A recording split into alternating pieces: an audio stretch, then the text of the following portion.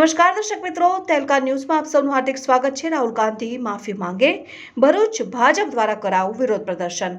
સંસદમાં રાહુલ ગાંધીએ કરેલી ટિપ્પણીને લઈને ભરૂચમાં જિલ્લા ભાજપ અને યુવા ભાજપ દ્વારા વિરોધ પ્રદર્શનનું આયોજન કરાયું।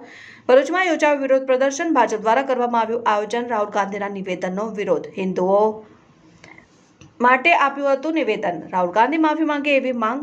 સંસદમાં રાહુલ ગાંધીએ કરેલી ટિપ્પણીને લઈને ભરૂચમાં જિલ્લા ભાજપ અને યુવા ભાજપ દ્વારા વિરોધ પ્રદર્શનનું આયોજન કરવામાં આવ્યું હતું। સંસદમાં રાહુલ ગાંધીએ હિન્દુઓને લઈને કરેલી ટિપ્પણીને લઈને સમગ્ર દેશમાં વિરોધ પ્રદર્શન જોવા મળી રહ્યા છે ને જેના ભાગરૂપે ભરૂચ જિલ્લા ભાજપ અને યુવા ભાજપ દ્વારા પણ વિરોધ પ્રદર્શનનું આયોજન કરાયું, જેમાં ભાજપના આગેવાનો અને કાર્યકરોએ જિલ્લા કોંગ્રેસ કાર્યાલયની બહાર સૂત્રોચ્ચાર કર્યા અને રાહુલ ગાંધી માફી માંગે તેવી માંગ કરી હતી। રિપોર્ટર અભી સૈયદ, તહેલકા ન્યૂઝ, ભરૂચ।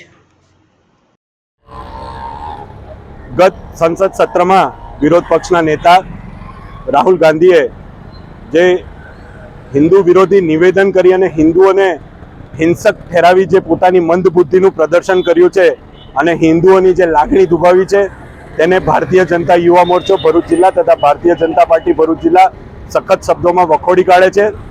જ્યાં સુધી રાહુલ ગાંધી આ દેશની હિન્દુ પ્રજા પાસે માફી નહીં માંગે ત્યાં સુધી અમે વિરોધ કરતા રહીશું અને માંગણી કરીશું કે રાહુલ ગાંધી વિરોધ જે એમને નિવેદન કર્યું છે એ અંગેની માફી માંગે, નહીં તો ત્યાં સુધી આ હિન્દુ સમાજ એમને માફ નહીં કરે। અસ્તુ। જય જય ગરવી ગુજરાત, ભારત માતા કી જય।